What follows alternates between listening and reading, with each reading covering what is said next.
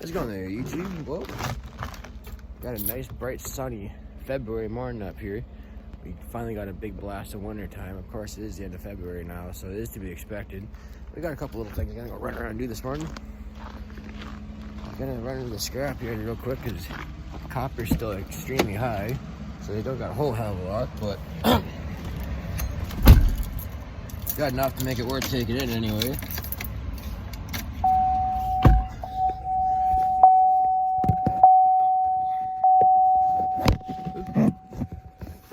Set up here a little bit.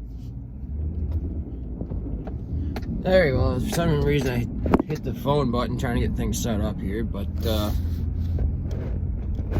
yeah, I wanted to head up to Charlie, see if he can get me any of those oil filters for that little W4. I'm gonna run this little bit of copper wire in, pipe a little bit. Copper's still around, it's $4.35 a pound yesterday, so no matter how much you got at that price, it's worth taking her in. We got quite the blast of winter up here too. Not just last night, but Tuesday night we got a pretty good shot of snow. So I mean, like I said, it is to be expected. End of February now. I think we probably got somewhere around 20 centimeters or something like that. Nothing too bad. Nothing we couldn't handle anyway. But spent a lot of time this week plowing snow, of course, at work and whatnot. So I had a few early mornings, but other than that, like I said, to be expected. So that time of year, but March is right around the corner and spring will be here soon enough. So anyway, I'm gonna head to the scrapyard here and I'll check in with you guys here in a minute or two. Alrighty, well I'm just heading northbound here on the 5th concession out of Bradford. Heading up to Charlie Churches in Ennisville, of course. It's kind of a back road way to go, but you know, I drive the highway all week long and get tired of driving on the highway, so I like to take back roads anyway. Just actually past Cookstown Auto. It's an automotive salvage yard for those of you that don't know.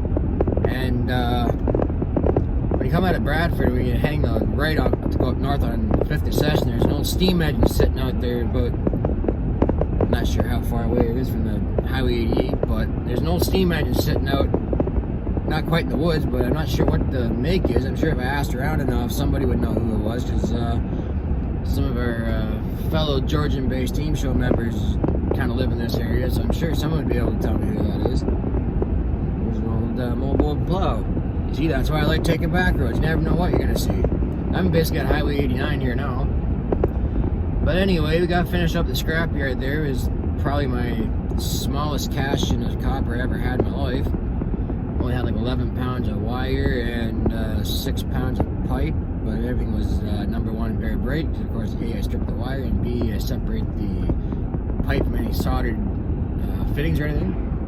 So yeah, I walked out with almost 90 bucks. So that wasn't such a bad deal. The price of copper is just insanely high right now. At for the wire, I got $4.35 a pound, and the bare bright pipe was $4.20. $4.20 a pound. So I was talking to the guy that was working in there, and he says there's another guy that has worked there for almost 20 years, and he just said he's never seen the copper price that high ever. So I don't know what's going on, but not a bad day to be a scrap guy. Anyway, we're almost at Charlie's here, and I'll see you guys in a bit. Well, I was waiting for Premier Equipment to get one of these on the lot. Never actually seen one of these up close just yet. I did a video last summer on the new R series. I think it's just a new hood and the cab top and fenders and whatnot, but never seen one with the tracks on it just yet. I guess this is what they call an RX. It's pretty neat looking, actually. This would be about the same as a 9RX with the tracks. It's a pretty interesting looking tractor. So now it's a 8RX 310. I better make sure I say that right. Anyway, this is, I don't feel like hiking through all the snow to go to the other side, so let's do the one side. Alrighty, well, for those of you that don't know, this is the Georgia-based team showground. I just kind of thought I'd take a little pass by here on the way back from Alliston. For those of you who don't know, I am a director with the Georgia-based team show club. As far as shows go this year, I don't really have any details.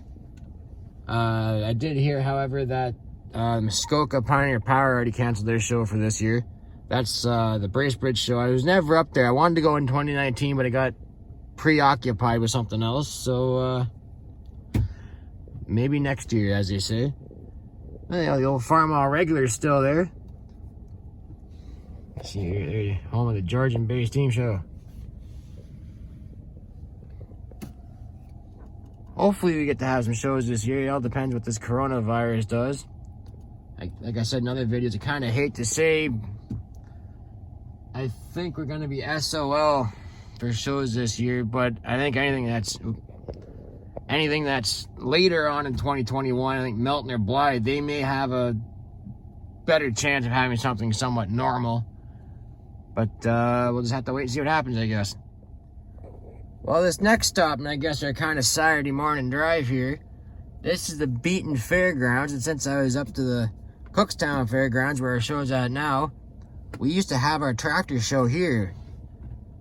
And the very last show that was here, I think, was 1997, I think was the last show before we went to the grounds in Cookstown. I think the first time I was at this show with my grandfather was about 1993, 1994. And I think 94, there was an Oliver Hartparr show. My grandfather had his tractor here, and I think that was one of the last times that he had it at the Georgian Bay show, I think. I have to look back in the picture book. But the ball diamond's still here. And I can't remember what year we started coming here for our shows. Because our show was in Barrie at one time, then they came here, and then we got to the grounds in Cookstown, and the first show there was, I think, 1998. I remember going to the show in 1999 in Cookstown. It was a John Deere feature, and the tornado came through during the show. And that's something that stands out in my mind just about 22 years later. I can remember it like it was yesterday. So I thought this would be kind of interesting for you guys to see. I'm kind of a history buff. You know, I never really considered myself a history buff until I had a conversation with somebody. You know, anyone that's really restoring old tractors and antique stuff, farm equipment, whatnot, you are a history buff, whether you like the term or not, really. But this is kind of thought it'd be kind of interesting for you guys. It's on the way home anyway. It's only about 10 kilometers off the beaten path, so you like that one, eh? Beaten path. Yeah, so it's on the way home here. I thought I'd get this for you guys, and honestly, I haven't been to this grounds in probably 1997 was the last time I was ever here. This is where the BEETON Fall Fair is right now, where they have the Fall Fair. You might not be able to see through the trees. There's a sign over there that says that, but I haven't been here in many, many years. There you go. I made it back to the homestead here. I'm gonna put my scrap buckets away. I might clean up a little bit of snow. Lunchtime now though, so hopefully you guys like this little video. I never did get my oil filters up at Charlie's. I think CarQuest still carries those. Napa CarQuest still carries those filters, and I actually think the part number is C123. So if you can't remember that one, well, they don't come much easier than that. But yeah, I might clean a little snow around the machine shop today and whatnot, and little odd jobs here and there. As always, if any of you guys are interested in making a donation to the Georgian Bay Steam Show Club, the donation link is in the video description box down below. We greatly appreciate anything you guys can help us out with, as always. And I'll see you guys on the next video. Thanks for watching, as always. Have a good one.